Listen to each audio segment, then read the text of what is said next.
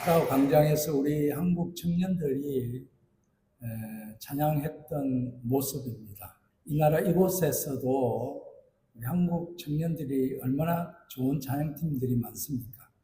여기 와서 마음껏 찬양 집회를 하고 또 광장에서도 찬양으로 복음을 전하는 그런 일이 빨리 있으면 좋겠다, 그런 마음입니다. 기도해 주시기를 바랍니다. 이 호이안이 유네스코에 등록된 세계적인 관광지입니다.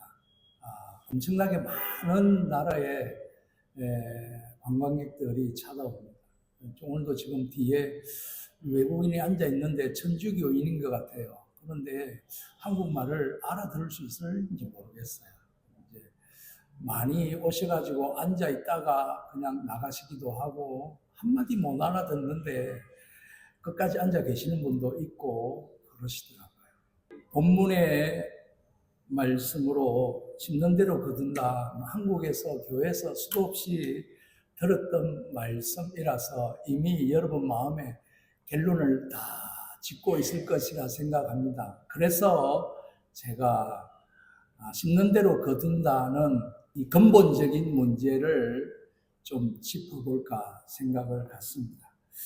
우리가 흔히 이야기하는 긍정적인 사고 방식 혹은 삶의 태도를 말하면 믿음적이지 않고 좀 인간적이다, 그렇게 말하는 분들이 있습니다. 그런데 오늘 본문이 우리에게 아주 큰 도전을 줍니다. 사람이 무엇이든 심는 대로 거둔다라는 것을 거부하는 것은 하나님을 거부하는 것이다, 그렇게 말할 수 있습니다. 이 말씀을 우리가 오해하지 말아야 하는 것은 우리가 구원을 받았다는 것이 인간의 노력으로 된다는 것 혹은 하나님의 은혜를 부인하는 것이 아닙니다. 적어도 우리가 이 말씀을 이해하기는 사도 바울이 갈라디아에 있는 성도들에게 구원의 문제가 아닌 크리스찬의 삶의 문제를 다루고 있습니다. 우리가 읽지는 않았지만 10절에 보면 바울이 뭐라고 이야기하냐면 믿음의 가정들에게 말한다, 그렇게 이야기를 합니다. 어떻게 구원받느냐가 문제가 아니라 구원받은 자가 우리가, 저와 여러분이 어떻게 살아가야 하는 것, 그리고 구원받은 자가, 구원받을 자가 마땅히 누려야 하는 살아내야 하는 삶의 원리에 대해서 이야기를 하고 있다라는 것입니다. 심는 대로 거둔다, 이 이야기는 아마 헌금을 하라는 이야기인가 또는 시간 내서 봉사하라는 이야기인가, 아마 한국에서 그렇게 많이 들었을 것입니다. 그렇지만 두 가지 측면에서 우리가 생각해야 되는 부분은, 하나는 우리가 잘못 심은 죄의 대가를 우리가 좋은 것만 심는 게 아니잖아요. 안 좋은 것, 나쁜 것, 죄, 이런 것들도 우리는 부지중에 고의적으로 심는 것들이 참 많습니다. 이런 죄의 대가를 하나님이 대신 예수 그리스도의 십자가를 통하여 치르셨다라는 것입니다. 이것이 은혜지만 우리가 행한 죄에 대한 책임을 지셨다는 것이죠. 십자가로 말미암아. 또 다른 하나는 구원받은 우리가 살아가는 데 있어서 누리는 것들이 우리가 심는 것들에 대한 결과라는 것입니다. 지금 여러분이 살아가는 태도, 신앙, 인간관계가 미래를 결정하는 것이지요. 요즘 그리스도인들이 너무 쉽게 용서에 대한 이야기를 합니다. 용서해야 하고 용서받아야 합니다. 너무나 성경적인 원리입니다. 신앙의 본질이기도 하고, 그러나 그 사람이 늘 용서받아야 할 일만 한다면 하나님이 어떻게 그 사람을 쓰시겠습니까? 우리가 신앙을 참 잘못 이해하고 있다는 생각을 듭니다. 우리가 늘 패배자가 되어 용서받을 수도 있고, 우리가 늘 승리의 축제 속에서 하나님께 쓰임받을 수도 있습니다. 이 모든 것이 하나님의 손에 있습니다. 그런데 우리가 어떻게 쓰임받느냐는 것은 바로 우리 태도의 모습에 달려 있지 않나라는 것입니다. 우리가 이루려는 이 세속적인 성공에 초점을 맞추려는 것이 아니라 성공적인 삶을 살기 위한 우리의 삶의 작은 태도에 집중해야 하는 것입니다.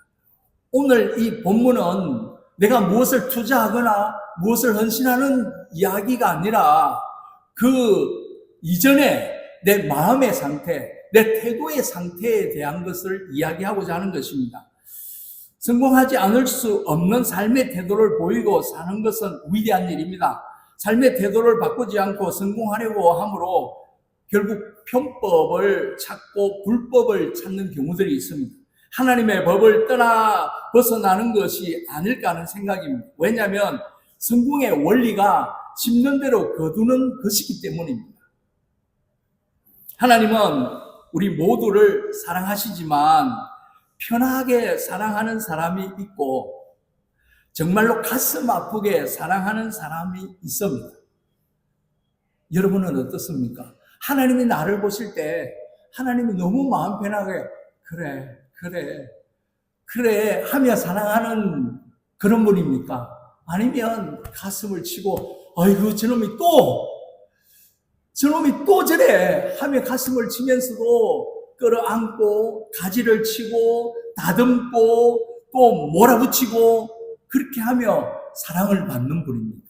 여러분이 어떤 모습에서 사랑을 받고 있는지는 하나님께서 여러분을 사랑하시는 줄로 믿습니다.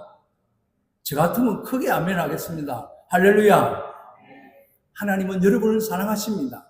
그런데 하나님의 심정에서 어떨까? 그런 인간의 입장에서 하나님의 심정을 한번 생각해 보는 겁니다. 하나님이 우리를 서시기를 원하시지만 기꺼이 서는 사람이 있는가 하면은 두들겨 패고 몽둥이로 때리고 몰아붙이고 그렇게 해서 고민하며 다듬어 가야 설 수 있는 사람, 시도 때도 없이 가지를 치고 다듬어야 설 수 있는 사람이 있다면 얼마나 안타까울까. 우리가 하나님 앞에 쓰임 받기는 한데 여러분은 어떻게 쓰임 받습니까? 하나님 보실 때 속 시원하게 쓰시고 계신지 아니면 맨날 중나발로 얻어 터져가지고 하나님 천부 여지 없어서 하면서 하나님 앞에 나아가는 모습. 우리는 두 가지를 생각해야 합니다. 죄에 대한 책임이 있는 부분에 있습니다. 어떤 부분에 있어서 우리는 이 죄에 대한 책임을 가져야 하는가 생각을 해야 되는 부분이 있습니다. 그래서 우리는 이 두 가지를 생각하는 부분인데 우리가 좋은 것을 심는 것에 대한 기대감과 우리가 잘못 심는 것에 대한 하나님의 자비하심이 있습니다. 이 모든 것이 심는 대로 거둔다는 원칙에 근거하고 있는 것입니다.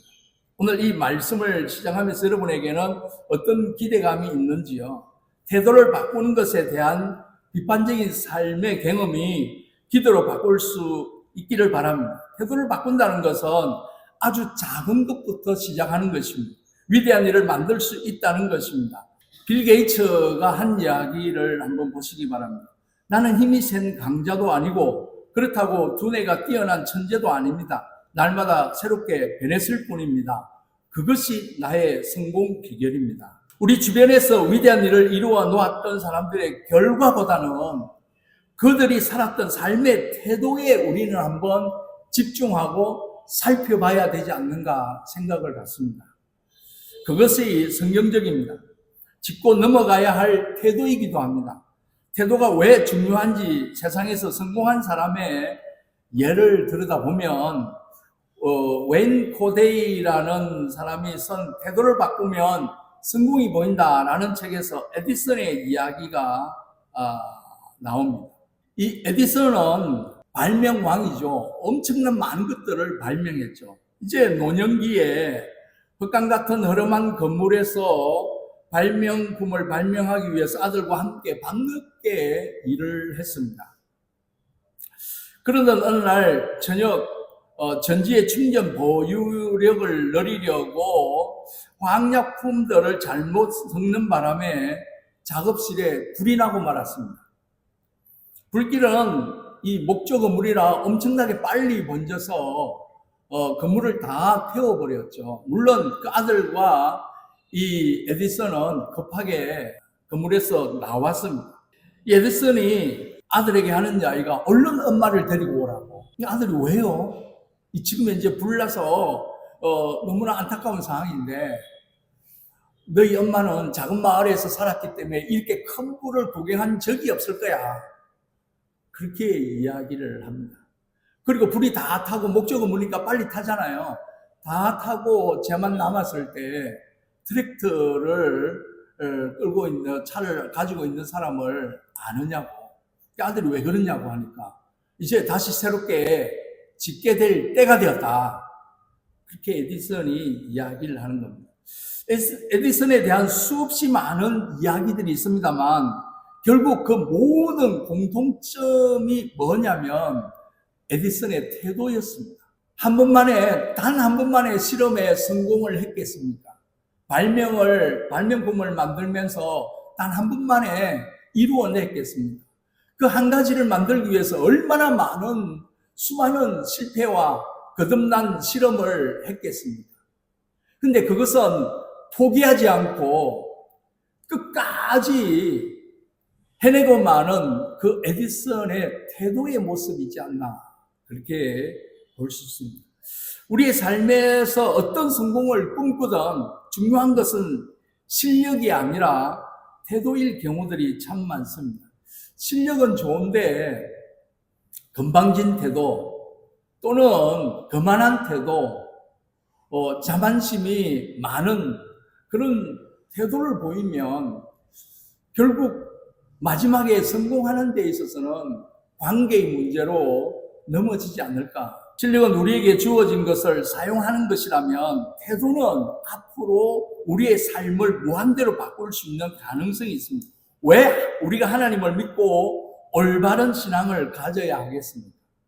하나님을 향한 우리의 믿음이야말로 우리의 삶을 무한한 가능성으로 만들어가는 것입니다. 우리가 흔히 하는 이야기가 있습니다. 인생의 10%는 일어나는 일이고 나머지 90%는 그 일에 여러분이 어떻게 반응하느냐에 달렸다. 우리는 수도 없이 이런 날들이 있습니다. 그러나 그 결과는 우리의 태도에 의해서 90%가 달라진다는 것입니다. 오늘 본문이 명확하게 우리에게 말하고 있는 것이 있습니다. 우리가 지금 어떤 태도로 어떻게 치열하게 살아가느냐, 미래의 삶을 바꾸어 놓는 것입니다. 여러분 8절에 한번 같이 읽어보겠습니다. 시작.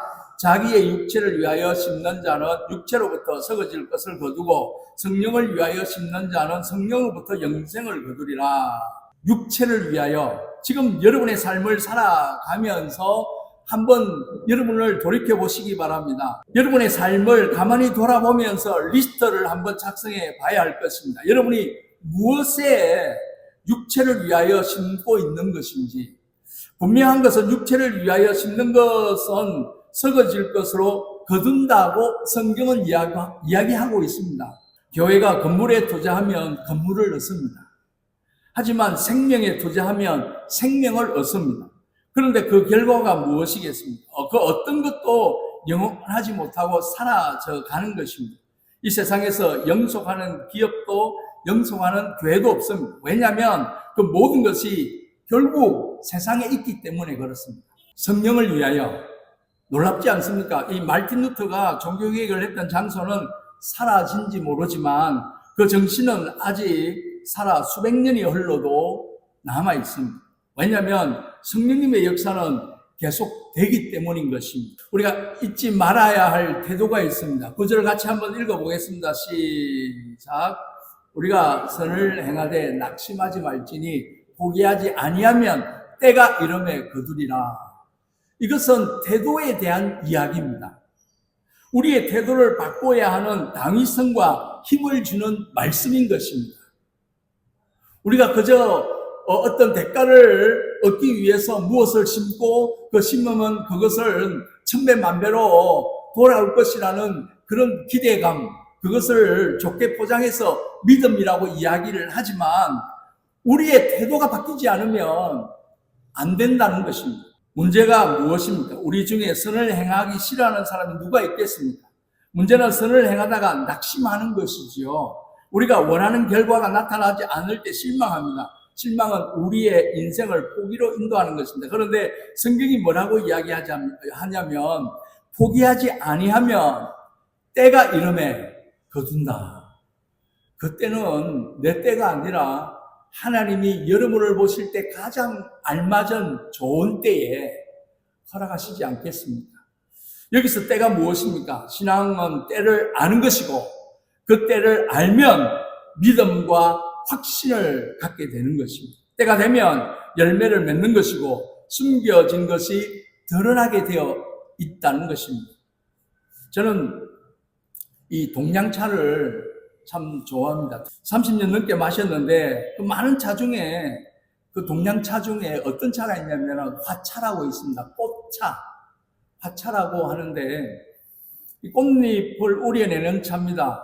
그 화차는 그냥 동그랗습니다. 동그랗는데 뜨거운 물에 우리면 시간이 지나면 꽃잎이 핀다는 것입니다. 동그란 걸 넣었는데 뜨거운 물에 의해서 꽃이 핍니다. 활짝 핀 꽃을 봅니다. 우리는 종종 이런 생각을 합니다. 사람이 바뀔 수 있을까? 그런데 어느 날 바뀌어 있는 우리를 보게 되는 것입니다. 한순간에 바뀌는 것이 아니라 어느 순간에 변하는 것입니다. 동그랗게 뭉쳐져 있던 것이 뜨거운 물에 의해서 자연스럽게 아주 아름다운 꽃이 피는 부분들을 보는 것과 같이 메마른 우리 삶에 뜨거운 성령의 기운이 닿으면 변하는 은혜가 있을 줄로 믿습니다. 보이지 않지만 숨겨져 있는 것이기 때문인 것입니다.